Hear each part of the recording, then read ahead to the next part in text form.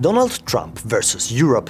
It's not only about Greenland and NATO, there's another race playing out much more quietly, in the Balkans. The region was ravaged by the Yugoslav wars of the 1990s. In the past, the US and Europe put together to rebuild it. Today, they compete for power, money and influence. So what does their rivalry mean for this fragile region? Could it destabilize the Balkans once again? We will be talking about Western Balkan countries. It's a term the European Union uses for 6 countries on its doorstep: Bosnia and Herzegovina, Serbia, Kosovo, North Macedonia, Albania and Montenegro.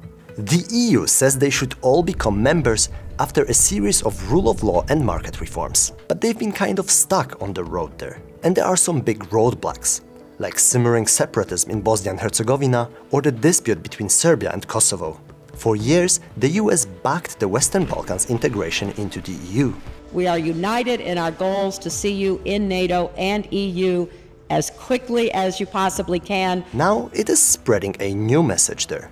You know, it's not politically correct, but it's so obvious that Europe is a disaster. There are 2 sides to this shift: security interests and economic interests. On security, the US State Department announced recently that the US-led nation-building era has passed. But what does that mean? Let's look into Bosnia and Herzegovina, or Bosnia for short, a country marked by the brutal war of the 1990s. It's home to 3 main ethnic groups: Bosniaks, Bosnian Serbs and Bosnian Croats. To end their conflicts, a power-sharing system was created in 1995 under US leadership. It's often described as the most complicated political system in the world. Now, the US and Europe are at odds over the most powerful position in that system: the High Representative for Bosnia and Herzegovina. It's a unique role.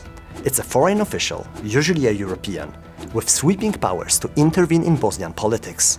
His job is to make sure the country doesn't slide back into conflict, but he is chosen by other states and organizations, and not by the people of Bosnia. This was the last High Representative, German politician Christian Schmidt.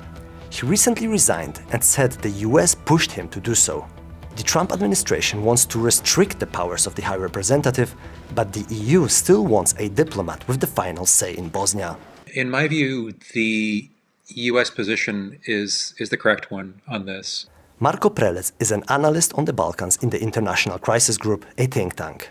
30 years after the cessation of hostilities, it is very difficult to explain why there ought to be an internationally appointed official with the degree of power that high representatives have wielded in Bosnia-Herzegovina.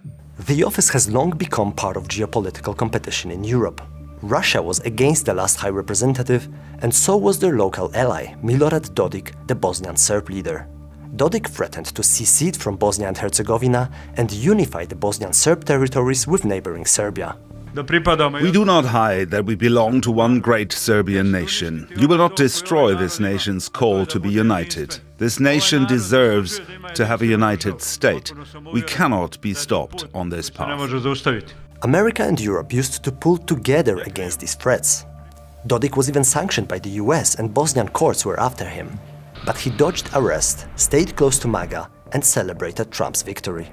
Dodik de-escalated and stepped down from the government, but he remains the de facto leader of the Bosnian Serbs. The Trump administration took him off the sanctions list in return. The US says it wants to engage all local actors for more stability. But in the EU, there is a worry that this could embolden Dodik to try to change borders. Balkan actors could take their cue from how the war in Ukraine develops. What I'm worried about is if there's some kind of conclusion to the war in which the Western powers recognize territorial change achieved by force in Ukraine, that there will definitely be actors in the Balkans saying, well, what about us? You know, we would also like to change our borders.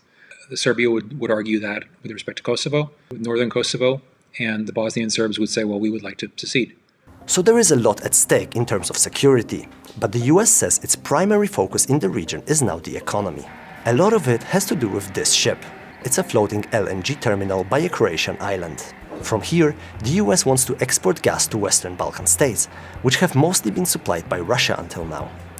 They have a bold pitch. It's the Trump peace pipelines, plural. There's And what that means is President Trump loves energy, sort of peace through commerce. New commercial ties are surely welcome in the Balkans, where foreign investment is badly needed. But there is a caveat. Where it gets complicated and I think quite damaging for the region and for transatlantic relations is that the Trump administration in the second term is really sort of nakedly favoring some very dodgy firms, American firms, that have various kinds of connections to President Trump and his family. This just seems to be, a kind of corruption. Check out this investment in Bosnia. The blue lines are existing gas pipelines, and the red line is a planned one called the Southern Interconnector. It is supposed to transport liquefied gas from that Croatian terminal through Bosnia and into Serbia. The project was blocked for years, but with new US interests, things started moving surprisingly fast. A special law was written, awarding the project with no tender to an American company with no previous experience in gas. It's headed by Trump's former lawyer and the brother of his former advisor. We are found in an absurd reality, I have to say.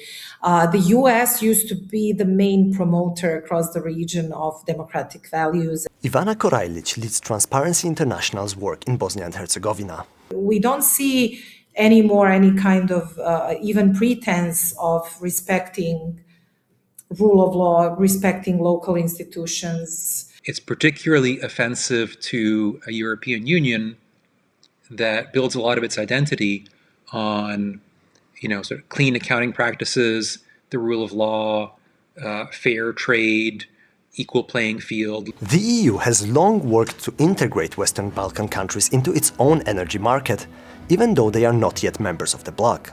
It has also warned Bosnia that it stands to lose support if it fails to observe common market rules. There is extra scrutiny on other US energy deals in the region too, in North Macedonia, Albania and Serbia. In Serbia, a tender for a new hydropower plant stated that only US firms need apply. So you can imagine Europe wasn't happy. Europe still dwarfs America in Western Balkans investment. Over half comes from the EU and less than 3% from the US. So what is the bloc doing to limit the influence of people in Trump's orbit? Unfortunately, we do not see a strong enough response from the EU when it comes to this. It needs to be much quicker, the response. The EU doesn't do big projects for whatever reason in the Western Balkans. There's not like one big thing that they could point to. When the US says that we're going to come with this $2 billion investment, that's another one big thing that everyone hears about. The biggest carrot the EU has to influence Western Balkans is the prospect of joining the bloc in exchange for reforms. But the credibility of this promise is fading. People in the Western Balkans have been hearing about European integration for a generation now. Nobody's been admitted in 13 years since Croatia in 2013. You've got to try to convince people again that this is going to happen. The EU could do it soon, as Montenegro is finishing accession talks and wants to join in 2028. France and Germany are now also calling for a more flexible approach to keep the countries motivated and EU influence secure.